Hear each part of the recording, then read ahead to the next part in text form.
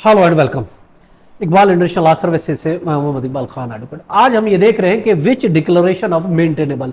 कि कौन से, देखिए हर डिक्लेरेशन हम कोर्ट से नहीं डिक्लेयर कर, हर चीज को कोर्ट से डिक्लेयर नहीं कर सकते। उसमें कोई ऐसे डिक्लेरेशन है जो मेंटेनेबल है और कुछ ऐसे हैं जो मेंटेनेबल नहीं है। वो आज हम देखते रहे कि कौन से ऐसे डिक्लेरेशन हम जो मेंटेनेबल है, कौन सी चीजों को कोर्ट में हम डिक्लेयर करा सकते हैं सिविल सूट में और किन चीजों को हम डिक्लेयर नहीं करा सकते। ये हम देख, अगर हम specific performance relief act, specific relief act 1877 को हम देखते हैं, उसका सेक्शन है 42, जिसके तहत हम चीजें डिक्लेयर, हम बहुत सी करेक्टर को डिक्लेयर कराया जाता है। उसके मुताबिक सेक्शन 42 क्या कहते हैं उसको जरा हम पढ़ के देखते हैं। Any person entitled to any legal character or to any right as to any property may institute against any person denying or interested to deny his title to such character or a right, and the court may in its discretion may therein a declaration that he is to entitled and the plaintiff need not in suit or for any further relief. इसमें यही कहा गया है कि अगर हम देखते हैं कि मशहूर एक केस है जो ड्यू काली क्योर वर्सेस कादर नाथ का, ये एक मशहूर केस है जो कि ILR इंडिया का है, इंडिया लॉ रिपोर्टर है 1939, कलकत्ता हाईकोर्ट का है, 704 पेज है। उसमें यह करार दिया गया कि हर करेक्टर सेक्शन 42 के जुमरे में नहीं आता और अदालतों को इस मामले में विजिलेंट होना चाहिए। सिर्फ लीगल करेक्टर के बारे में या प्रॉपर्टी के हक के बारे में देखा जाता है, मगर हर करेक्टर को हम डिक्लेयर नहीं करा सकते। इसी तरीके से एक AIR 1946 सिंध 98 पेज की एक जो रूलिंग है, जिसमें खान चंद वर्सेस जैकबाबाद म्यूनिसिपैलिटी में जो एक रिपोर्टेड केस है, उसमें डिवीजन बेंच ने यह करार दिया है कि जिसमें देवकाली केस को चीफ जस्टिस लॉरेंस जेंटिन्स के असूल को रिट्रेट किया गया, उसको माना गया कि सेक्शन 42 के स्कोप के बारे में, जिसमें म्यूनिसिपैलिटी चीफ ऑफिसर को सीज करने का जो करने का अमल था उसको डिसमिस कर दिया गया था। इसी तरीके से PLD 1959 ढाका पेज 5 है,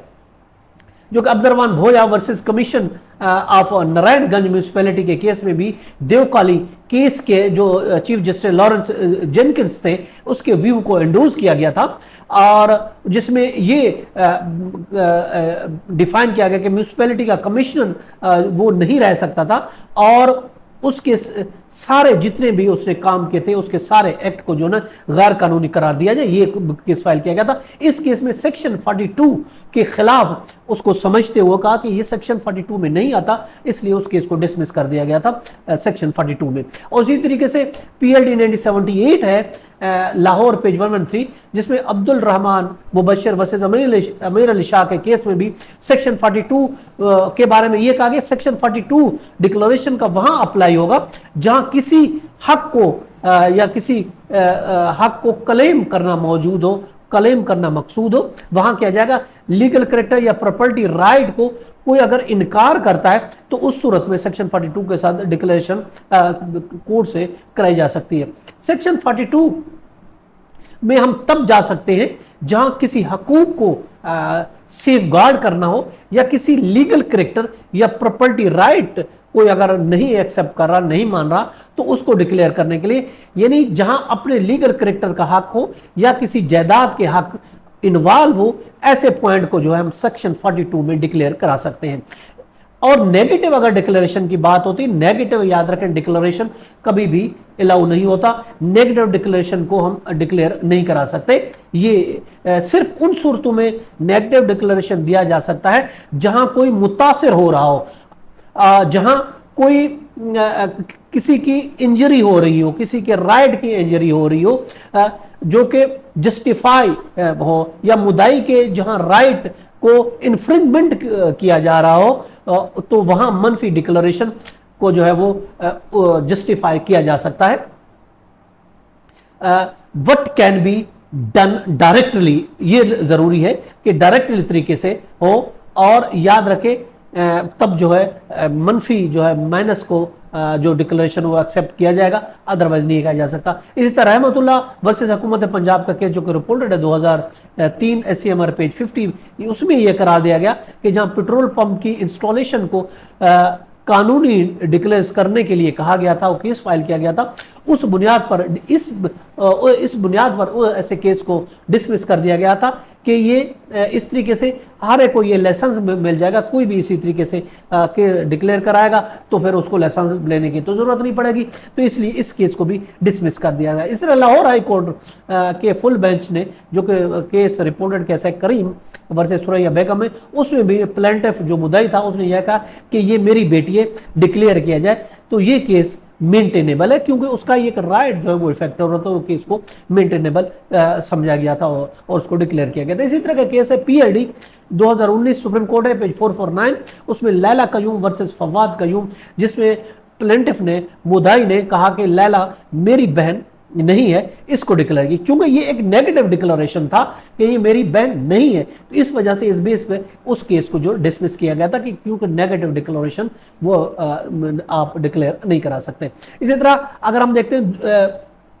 रूलिंग है 2023 की, 2023 SCMR पेज 6 है, इसमें मुनीर हुसैन वर्सेस रिफत शमीम का जो एक रिपोर्टेड केस है, उसमें पिटीशन ने कहा कि तुबा अजहर की बेटी नहीं है, इसको डिक्लेयर किया जाए, तो ये भी एक तरह का एक नेगेटिव डिक्लेरेशन था, कोर्ट ने इस डिक्लेरेशन को नहीं माना और उसका केस जो है डिसमिस कर दिया। तो आज हमने ये देखा कौन से जो डिक्लेरेशन जो है जिसमें किसी का राइट, जिसमें किसी का कैरेक्टर जो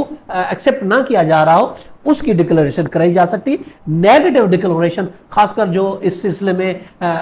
हमने कहा कि चीफ जस्टिस लॉरेंस जेंटिन का जो एक मशहूर जो केस था उसको मद्देनजर रखते हुए जो ड्यू काली कौर वर्सेस कादर नाथ का जो केस है जो ILR 1939 कलकत्ता पे 704, इसमें जो पॉइंट जो थे जो डिक्लेयर किए गए थे, उसूल ज़ाब्ते किए गए थे, उसके मुताबिक बहुत सी कोर्टों के यही इसी जजमेंट पर बेस करते हैं कि नेगेटिव डिक्लेरेशन जो है वो आप नहीं कर सकते, बाकी डिक्लेरेशन जहां आपका राइट या कैरेक्टर को एक्सेप्ट नहीं किया जा रहा तो ऐसा उस सूरत में आप डिक्लेयर करा सकते हैं, वरना नहीं करा सकते। ये था आज का लीगल लेक्चर, इसके साथ इजाजत कर फिर मिलेगा। हैव अ नाइस डे, अल्लाह हाफ़िज़।